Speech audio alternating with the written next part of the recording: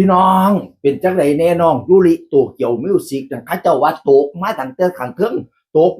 บันไดลงมาพะนะบ้านแล้วมาเขียนโพดว่ามีแต่แนวแต่เนาะตกบันไดสั้นสูงสุดพะนะว่าลงมาหมอบกับพื้นขาแตก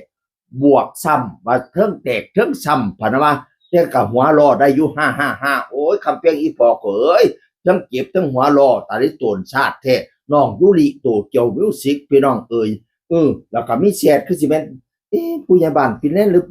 พ่อแม่ผู้ใดถามข่าวเรานี่ถามข่าวว่าตกสูงอยู่เด้อไปหาหมอเด้อมื้ออื่นเจ็บคิ้งลูกบ่ได้ลูกได้บ่น้อลูกว่าซั่นแล้วก็ตอบว่า2งานพร้อมครับมื้ออื่นมีแผลบ่ล่ะลูกว่าซั่นมีอยู่ครับขาแตกครับว่าซั่นนี่ล่ะที่บ่อยากให้พากันเล่นน้ำแม่นครับอยู่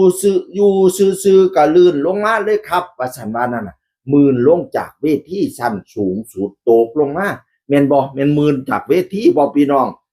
ว่าชั้นสูงสุดตกลงมาหมอบปะแน่โอ้ยตาลึกโตนชาติให้คำแพงอีเวอีพอข่อยเนาะเอาใจซอยเด้อสู้ๆเด้องานเหลืออยู่2งานปะนะว่าเทิงขาเทิงซ้ำเทิงแตกบัดเนี่ยโอ้ยให้จ้วงให้เช้าเสด็จคำแพงอีพอก่อนหน้านี้มันเป็นหวัดเป็นไอเนาะเจ็บคอเนาะโพดมื้อนั้นก็ได้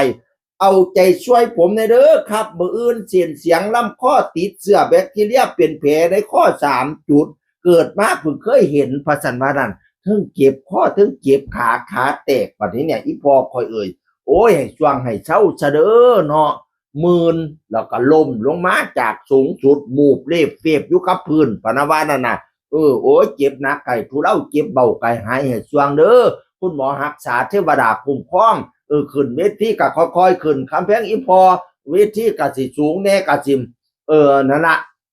ช่วยกันโจมช่วยกันสู้ขึ้นเป็นกำลังแรงใจให้เด้อสงกรานต์แห่งงานหลายเนาะโอ้ยเนาะเฮ้ยปัดไปซะเด้อแนวใดบ่ดีฟ้าไม่ฝนไม่สมัครเกิดกับลูกกับเต้าบางนึงนั่นก็หวังแต่อัปเดตว่าบ้านเฮียนชานบ้านช่องกำลังสิแล้วบัดนี้มาเจ็บมาป่วยแต่นอๆทั้งเจ็บพอทั้งมืนตกบัดใดบัดนี้เนี่ยโอ้ยฟ้าไม่ปีไม่กับพอแต่แนวดีๆเด่นถอดเดือน5ฟ้าไม่ฝนดีกับพอแต่แนวดีๆเนี่ยบัดนี้น่ะปัดไปเสด้อคอลมแต่ปีกายคอไตแต่ปีก่อนคอลมตัวซ้ำควายคอไตตัวซ้ำช้างให้ไก่ข้างดอกหางคิงปัดไปเสด้อโตโนฮูกมาปลูกเอาขวัญโตตะวันมาปั่นเอาซินปัดไปเสด้อคอเก็บแข้งอย่างชายใหญ่มาใส่ทั้งขวาคอเก็บทั้งหลังเก็บทั้งหน้าเก็บทั้งแขนทั้งขาเกากะมอมปัดไปเสด้อโตมันจกในหูคอโตมันงอในหูลิ้นตัวลอยกินสิ้นตอนปัดไปเสด้อตัวไหนมันนักวันลูกวันหลานบักสิงิกตัวมันบ่ปากบักสะงากตัวมันบ่ติ่มตัวผีเพียดน่ะไล่ผีไพ่น่ะเมาผีเป่าน่ะแหลม